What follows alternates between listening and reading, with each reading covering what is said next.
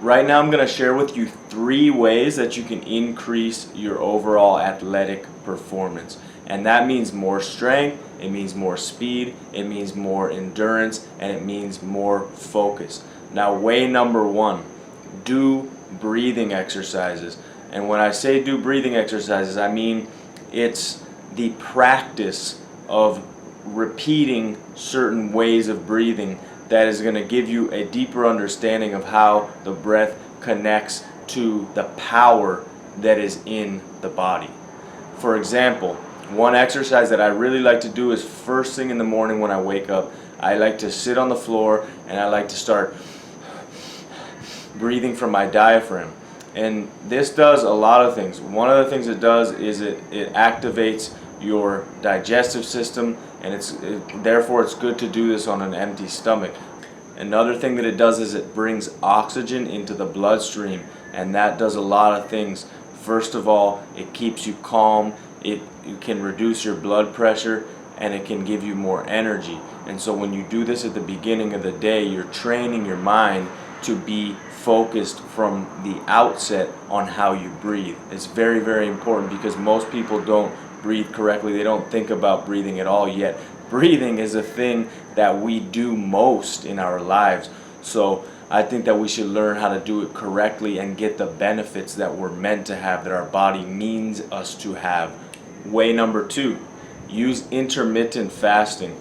Now this one is particularly useful if you are doing endurance training and you're doing activities that are very energy consuming, such as surfing, such as martial arts. And it's counterintuitive. It actually goes against everything that we've been taught, because we're taught you need a big breakfast, you need bacon and eggs and all this bullshit. But in reality, when you don't eat for the whole day, it allows certain other body processes to start happening, such as excess waste and excess food that was never digested is burned and used and excreted from the body, as opposed to just staying there.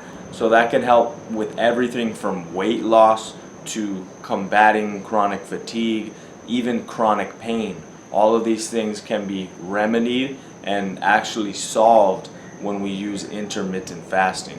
People have an aversion to the word fasting because they think it means some sort of religious thing where you can't eat for a week or you can't eat for 2 days.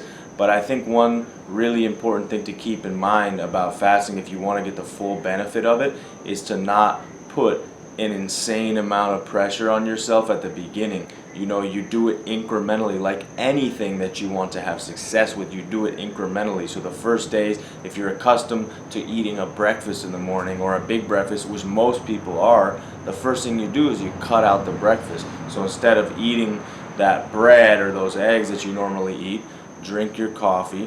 What I like to do also is drink some lime in water, and you squeeze some lime into the water and keep it at that, and don't eat for 2 hours. Then the next day, don't eat for 3 hours. And at first it's going to be super difficult because you're not used to it, and then your body's going to start to make a shift, and you're going to start to see you become leaner, your skin becomes tighter, and you just have more energy. So intermittent fasting is not, there's no absolute way to do it, but I like to experiment with it, and I like to teach people to experiment with it because you got to see the benefits of that for yourself. Way number 3 is trigger point therapy, otherwise known as do your own body work. And I like to phrase it that way because it relates a little bit more to what trigger point therapy actually is.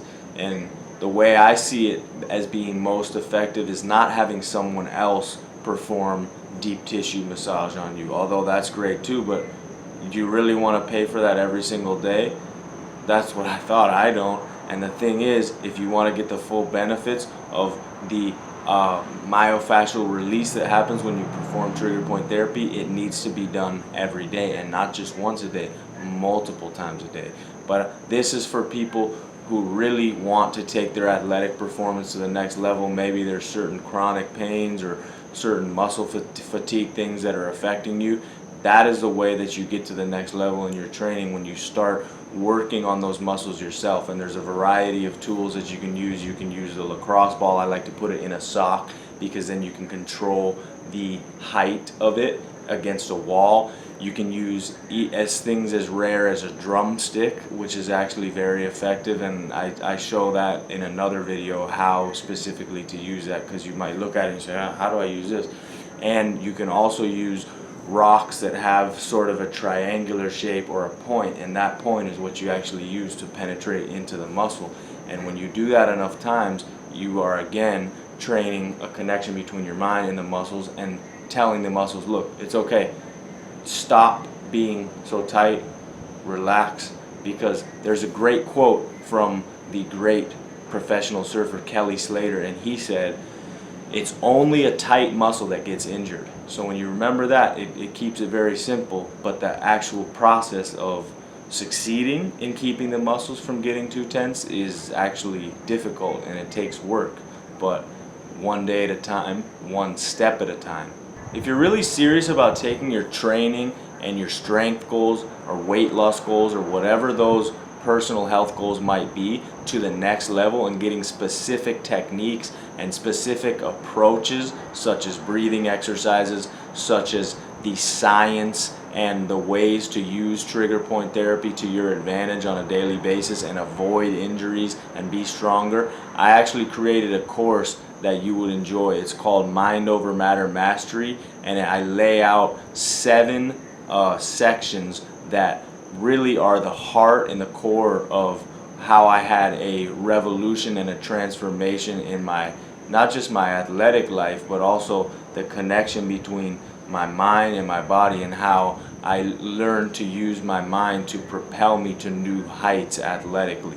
You know, honestly, I never would have seen myself 10 years ago surfing 20-foot waves, surfing giant Puerto Escondido, or surfing Waimea Bay, or coming to the North Shore and really putting energy into that and pushing my limits so much. But I can honestly say that it's because of these 7 steps that I implemented over the years, and I said to myself, hey, I need to share this, because if this worked for me, why don't I condense it and show people how to do this so they can do it in a matter of weeks and months as opposed to a matter of years. Click the link below this video and I'll see you in the training.